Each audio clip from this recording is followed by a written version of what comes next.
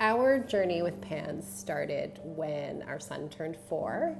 He got a fever one night, and when he woke up the next morning, he was a different child. Prior to that, he was completely neurotypical, no issues, no health issues whatsoever. And when he woke up that morning, I noticed that he started with a wiping tic. So it almost looked like he was itchy. So he would wipe his arms and his face and his head. And he always had that tic. So that continued, but then he started to get more of them. So he ended up with a vocal tic. So he would blow.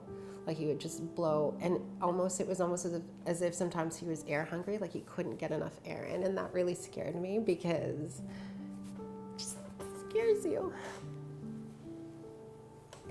Sorry. And then, he's had different like hand clenching tics and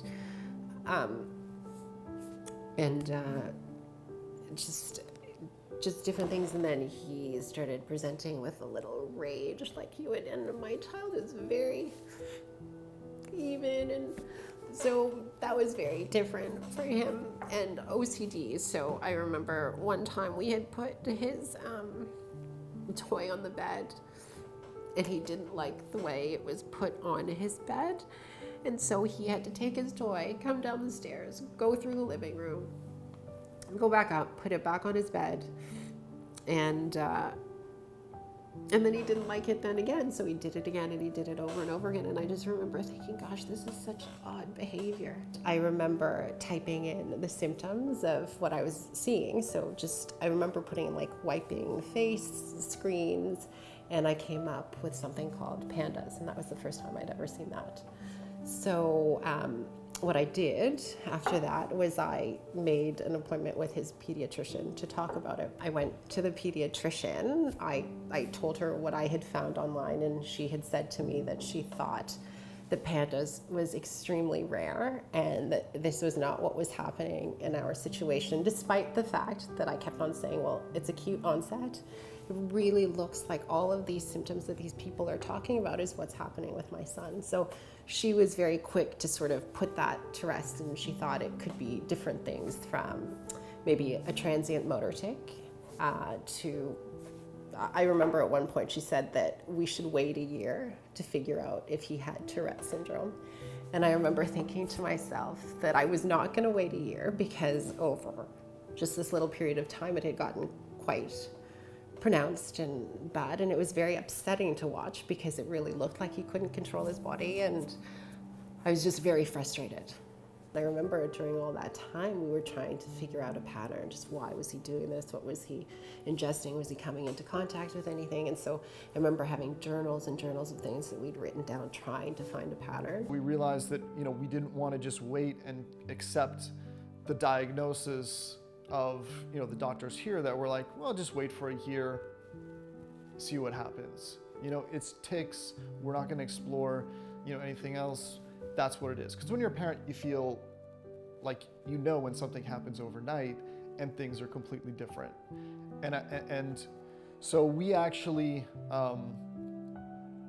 because basically when we had to deal with this, we realized, hey, we're going to need to take the responsibility to solve this problem on ourselves. We can't rely on, the doctors here.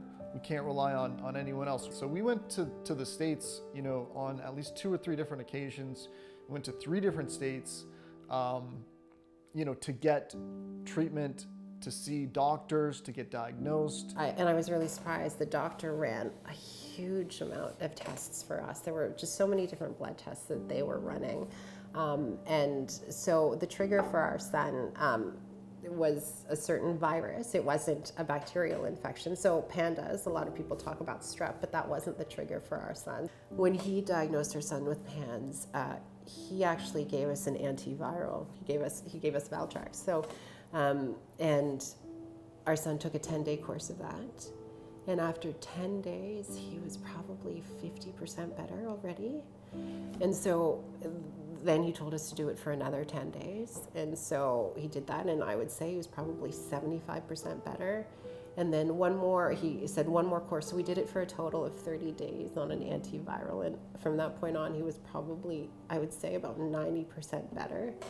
And at that point, he said that's probably all he could do with that. And now it was about boosting his immune system so that his body would be able to fight different infections. So it was 30 days.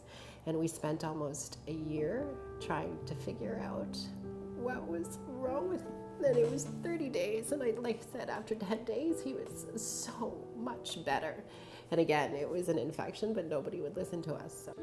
And it was a huge financial burden. You know, over the year and a half that we were, you know, going through this process, and the whole time, like, you know, you're concentrating on what's happening with your kid. You know, so finances are kind of, you know, pushed to the wayside. But I calculated that we spent, you know, $48,000 on, you know, tests and travel. A lot of that is travel, staying over, you know, special diets. But it was regularly, there were a couple places in the States where we, you know, we had a blood panel, and, you know, the panel was over $5,000, you know, $6,000 US, you know. So it was extremely burdensome. The worst part about PANS, I think, for me, especially right now where he seems to be doing so great, is I'm afraid that one day he's just gonna wake up and he's gonna be different, and everything that I love about him and everything that is him is going to be gone, and it's going to be replaced by, you know, a person or just whatever it is that he's doing that I don't understand, and I won't be able to get him back. And that's frightening. And so, yes, and that's one of my biggest fears, is just I'm gonna lose him.